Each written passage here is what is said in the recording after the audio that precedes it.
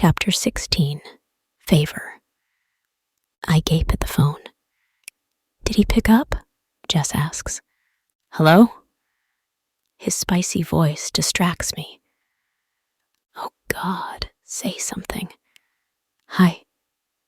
It's me, Madison. I struggle to find the right words. Is something wrong? I shut my eyes and force myself to speak without overthinking. I know you're probably tired of doing things for me, but I need your help with something. The driver was caught. It's on the news. Brad freaked and sped off to try to kill the guy. I would have called the cops. I don't want him arrested or... My jaws lock. Or worse. That's why I'm calling. I'm hoping you can help. I hang on to the white noise from the line, concluding that my attempt was wasted. This is too far-fetched. Jace will decline. He doesn't owe me anything. Why would he help? So, the news upset him? Yes, which I get. What I don't get is why he took off like a mobster. I agree. Brad is being thoughtless. Don't say, I told you so, all right? I won't. He states sincerely. He means it. I can schedule an off-the-radar recovery. He states professionally. A what? My squad will reprehend him without the involvement of law enforcement. His death threat will remain private. There'll be no investigation or charges. Oh, I mumble. I'll need his license plate. We have his car phone number. That works. I cover the bottom half of the phone with my palm. Lil, what's his car cell? She speaks 10 digits. I repeat each into the phone. How long ago did he drive off? About 5 minutes, I think. The noise of typing on his phone fills the brief silence. I'll have my squad conduct an air search. They won't hurt him, will they? He's pretty agitated. My men are trained to restrain. Don't worry. Okay. I rub my neck. Thank you, again. You're welcome. I hear a grin in his words. Rest your mind. I'll handle this. Okay. I tense my jaws. Thanks again. Bye. I hang up. Jess sits beside me on the bed. That sounded good. Yeah, it's good news. Jace has people to handle it. I knew he had to have some men in black at his disposal. Lily returns to the room. She rushes over to hug me. I don't get how one person can be this silly, she shouts. It's not right. His rage will only get worse. My bestie pulls from the hug and gazes deep into my eyes. Do you know what I'm saying? Is she serious? Lil can't be serious. He wouldn't. Jess clamps her hand over mine. Maddie, don't wait to find out. You guys just want me to trash him like that? Hun, listen. Someone clears their throat from the doorway. We all look. 5 men in dark suits stand in a triangular formation. Each wears shades and wrapping earpieces. There's a horror element to their presence. I don't know why. The one in the front has a shredded body. He parts from the pack to approach us. Hello, senoritas. My name is Alonso. He speaks with a gruff Spanish accent. I require a photo for identification. His face is slim and expressionless. I reach for the phone, then realize none of my data is on it. I freeze. Lil unlocks hers. She must be going to the messenger where I shared Brad's Tinder profile. For the first time ever, I witness her being intimidated by someone. The man whips a phone from his pocket and snaps a picture. The whooshing of helicopter propellers erupt from beneath the floor. Jess is startled by this. Lil recoils out of fear. I almost jump from my skeleton. "Thank you, senoritas." Alonso twists around on his heels and marches from the room. The rest of the squad about faces and trails after him like robots. "Holy fuck," Jess breathes. "Right?" Lil holds her head with both hands. That was some hitman shit. I thought I was gonna get assassinated. I don't like sending them after Brad ... It doesn't feel right. I massage my temples. It's our best choice. They won't hurt him, Lily consoles. How do you know that? Because Jace has a clean rep. I did a background check. He hasn't done anything violent in the past. Your boo has a clean slate. He's not my boo, I growl. The fact that he's helped you this much says otherwise. Jess wiggles her brows. The helicopter swooshes from below the house, rattling the deck. It nosedives in a straight line. I elongate my neck to watch it. The blades thrust sand into a tornado. The metal machine gleams in the sun as it zooms toward the sea. I'm anxious. I hope Lil is right. I hope the men won't have an altercation with Brad. I hope everything goes smoothly. Brad needs to come back in one piece. A gut feeling warns me that he won't be reasonable. Brad is too irrational. What was that look he gave me? What's with all the anger he has? Are my friends right about it being a gateway to abuse? Brad wouldn't hurt me. He's so sweet and considerate. He just has a strong vengeance. He needs to fix that animosity. I shouldn't have to be wary and frightened around him. I miss the early stage of us. I miss the Brad that made me happy and excited. I don't want the version I have now. That's hell-bent and mindless. Nothing is the same anymore. Do I stop caring for him? Do I stop seeing him? What do I do? Brad loves me. He isn't faking the disrupted chemistry of his eyes. He isn't faking his attraction. I wish he was. Then this wouldn't be as complicated. I don't know, I need to rest. I don't get how I even survived that horrible scene. I'm lucky for the on-call doctors. I'm pretty sure that was a heart attack. I'm fortunate that I'm being tended to. Lucky to have Jace. Jess is right. So was Lil when she said he wanted me. His actions destroy all my previous assumptions. He's kind, annoyingly pleasing, infuriating, charming, and reserved. Is it possible that the billionaire isn't who I stereotyped him to be? Lil and Jess leave me to rest. They don't go far, though. The two stand on the deck, watching the ocean swish. I lay back on my pillow, too anxious to sleep. So, I watch the yellow-blue paradise outside. What do I do about Brad?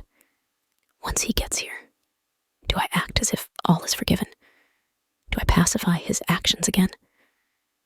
This time wasn't like the last. It wasn't an argument. It was a kill attempt. I can't let him walk it off or cool down. This was extreme. Too extreme. How did he become this violent? Why didn't he listen to my screams? Where is he? The mixed emotions in my mind hop between complication, wonder, and longing. I still don't understand his reaction. I'm baffled by his plan and upset because I want to see him again. I still care. I'm just lost. I don't know what to choose. I'm not in love with Brad, but I do think I'm falling for him. There's no way to stop it. My girls want me to break up with him. I think that's too severe. Brad has a problem. I'm aware of that. He needs to work on his rage. He's scary when he's pissed off. That should be enough to call it off. Yet, I still care for him. Maybe it's the first boyfriend thing. Maybe it's because he's the first real-life guy who's shown me interest. I'm used to texting over a screen, not being in a relationship. This is all new to me, and it isn't as easy to solve. Jess and Lil hold hands on the deck. I know they're not doing it to taunt me, but it feels that way. I just want love, not this ball of stress I keep finding myself in.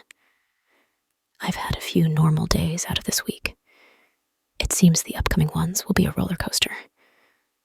I just want my hotel room and bed. I want peace of mind. My mind is drained. I crave loneliness. At the same time, I'd like a companion. It's also confusing. It's as if I can't be alone as I have for years. The taste of love has me obsessed. But the headache and bodily torment from today have me wishing for darkness. Not death, just the void I was in. The soundless, sightless black seems inviting right now. My soul needs a detox. The iPhone on my lap rings. I debate answering it. I want silence. Then again, it may be important. Let me not be an introvert. I'll recuperate my fried brain when I go home tomorrow. Hello? My men have him. Where? On I-70 West, 20 miles out. The expressway. Yes. Wait, how'd they get him? I try to figure out how his car was collected from a busy-ass expressway. They parked the copter, then latched his car to it, and disrupted traffic, fast-ass traffic. Oh, they gave a warning beforehand. Wow, still, that's dangerous. My men have no limits. No shit, I puff out. I reviewed the security footage. Brad isn't allowed back on the property. He's being escorted home. You endured so much today. Are you all right? His fretful tone wake butterflies in my stomach. No, I'm not. I disregard the act of being invincible. You recovered, but you're still suffering. Your heart rate spiked. You must be drained. You deserve peace of mind. I'll get that when I go home. What if I offer a better solution? Don't even try it. I'm not having sex with you. I scorn. Jace does a hard chuckle. That isn't what I'm implying. The fact that your mind keeps drawing that conclusion proves you're dirty. His deep voice teases. I squint at the phone and smirk. Then, what is the offer? An escape to my island, where the population is 0, no noisy city or residence, your own tropical resort. I can have you flown there tonight. I bite my bottom lip, juggling the offer in my mind. Should I accept? It would be nice to hear absolutely nothing after all the trauma. Home will be loud. The other hotel hosts aren't considerate. And wasn't I just yearning for complete silence? This is such a coincidence. But this is more than another favor. He expects something. But what? What do you want in return? Just dinner and conversation. That's it? Yes, you have my word. My lips part. Brad's smile conjures my thoughts without my permission. His mouth on mine, his bewitched eyes. I love you. His melodic voice fill my ears, full of passion and sensitivity. I run a hand through my hair and clutch. That sounds nice, but it'll just complicate things. I'm with Brad. I don't understand why. He's a lucky idiot who aspired to be a murderer. No one's unflawed. I'm sure you've done dumb shit, I retort stubbornly. Yes, I have, but not on such a scale where I'd face prison. But I respect your choice. Just so you know, the offer has no expiration. You're trapped by him, but you're smart enough to free yourself. I'm caught off guard by his aiding words. Goodbye, Madison. The dead tone seeps from the phone. I turn the device face down on the bed and observe it. Trapped? Free myself? What the hell does that mean? Brad isn't horrible. He's just expressive. Why does everyone keep implying that I'm in a bad situation? Yes, he needs anger management. Something to correct his temper. There are resources. He can get help. I won't throw him away. Brad has too soft of a touch with me to be an abuser. He loves me. I don't want to be a person that breaks someone's heart. I eat like a bird at dinner time. The mustachioli smells great. My taste buds just aren't alive. Is this stress, depression, or something else? Lil and Jess crash on the sofa in my room. There's no way they'd leave me alone after my terrible experience. I smile at the spooning position they're in. I'm reminded of Brad and me, cuddled in the hospital bed. My heart flutters. I grab my phone. I have to check if he's made it back home safely. My finger taps in Brad's number. The line trills for some time. I count 7. There's no answer. His phone must be dead. I sigh and drop the call. Lil sleeps over at my place to be my support. She hasn't dropped the Brad topic and is blunt about me leaving him. Lily hovers the block button in front of my face more than I can count. I don't let her win, but I compromise. He has to have some sort of punishment for how he acted. Brad needs to know that he can't plan to kill people. He can't handle life that way. I'm not convinced to cut him off. I just text. We need to take a break. I Google Jace to see what he's up to.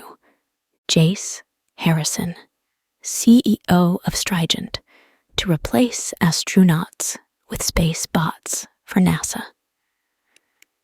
Strygent's newly constructed lab is the size of 3 football fields.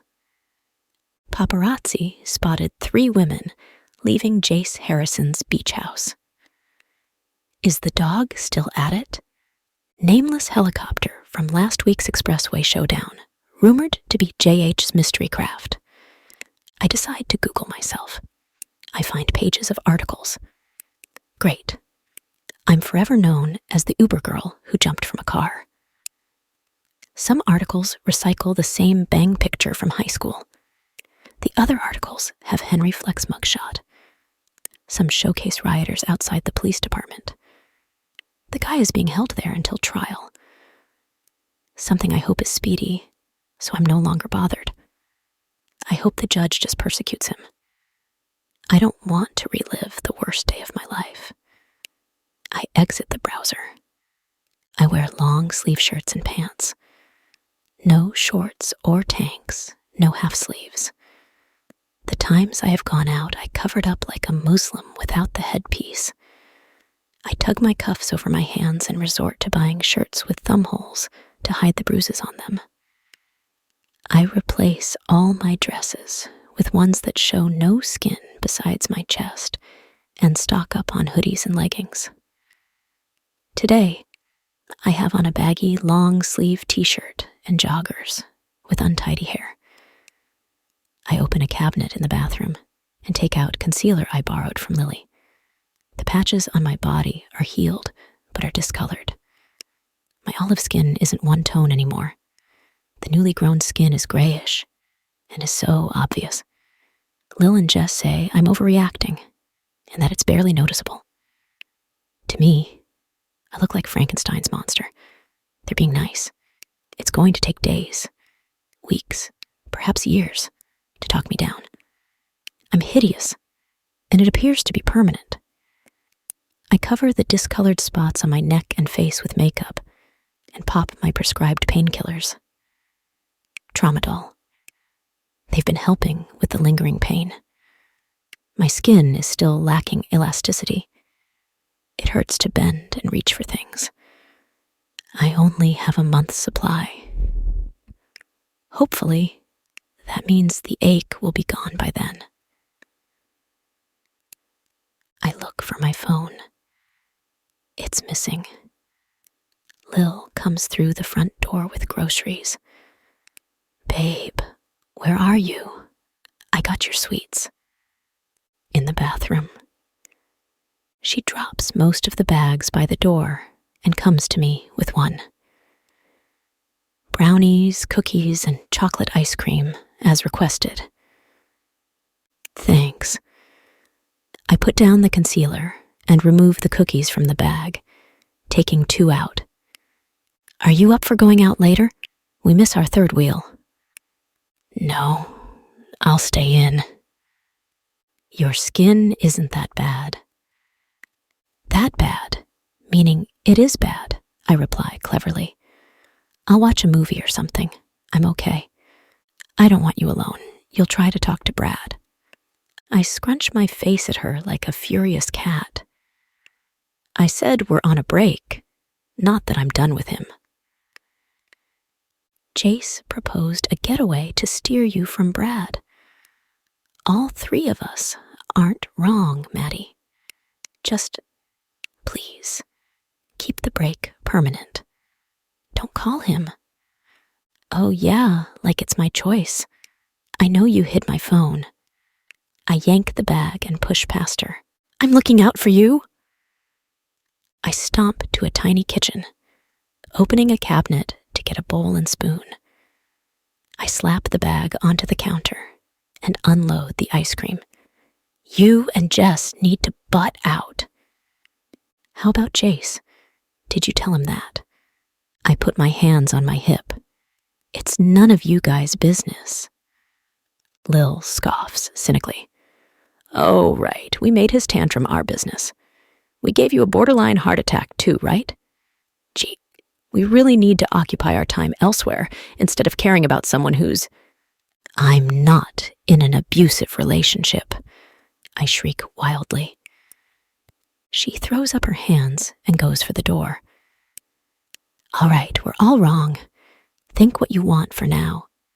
When Brad lays his hands on you, that'll be when you face the truth, which is bullshit. She slams the door on her way out. I rip open the ice cream, scooping huge globs into the bowl. I look to the main room, where my bed is. I stomp over and flip the mattress, searching for my phone. It's not there. I check under the bed and couch cushions, the bathroom and the kitchen cabinets and drawers. I jam my hand behind the TV and push out its stand. I'm sick of people thinking they know my love life. Why can't they see that I'm not a battered woman? I just have a hot-headed boyfriend. That's all. That's normal. People have different temperaments. The last place I check is the closet. I toss all my clothes out, as well as boxes of shoes. I pull back the ends of the carpet in the narrow closet, locating the block device. There it is. I rest on my knees and power it on. I smile at the white screen with the black apple. When it's all booted up, I go to texts and find that he hasn't responded to my last one. I dial his number, pacing around the trashed hotel room as the line shrills. I count 8 rings. A voicemail prompt is read by a computer. I hang up. Is he out? Maybe he's at work? I text, please pick up. The phone buzzes. I hurry to read the screen. Brad. No. What? I mutter, then type. Why? Brad. You know why? Me. I wouldn't be asking if I did, would I? Brad, you do. Last text was a breakup. Me, no, it was a break. I said a break. I call again. This time, he accepts it. I hear breathing belonging to a keyed up rhino. That's not what that meant. Yeah, it is. How are you going to tell me what I meant? Because it was over. Once you called on your knight in shining armor, I was going to off him for you. Henry fucking Fleck deserves to die after how he broke you. But you couldn't let me provide, but Jace Harrison can. He spits. How about you call him since you two are so close? Since I'm the problem, and he's the solution. Where are you getting this from? I asked a favor because I didn't want you in trouble. I told you I was going to make it right. You don't listen when you're supposed to. That's your issue. You don't fucking listen. You called on another man, Madison. You're ruining our relationship by being unappreciative. Me? I'm unappreciative. Yes, you are. You're not calling the shots anymore. I am. You need to fix your attitude and toe the line. He commands ferociously. My soul, heart, and mind shatter. My brows tug upwards in anguish. Why are you being like this? You don't sound like yourself. Because you tested me, he snaps. I knew this would happen. It's as I said before, men crave control. They hate a challenging woman and prefer those who obey and listen. This cycle will never end. It seems to be the way of life, the assigned roles. So, I need to adjust myself and fall in line if I want a husband, if I want marriage. I'm sorry. I mumble sheepishly. That's not what I meant to do. I'm sorry. I cry. If you want this relationship, you need to listen. My lip quivers. Teardrops streak down my cheeks. Okay, I won't do it again. I'll listen. I promise. Can we please put this behind us? I beg. Can we go back to normal? I sniffle. I'm not sure yet. I'll let you know. The humming indicates that the call is over. I cover my eyes and sob uncontrollably.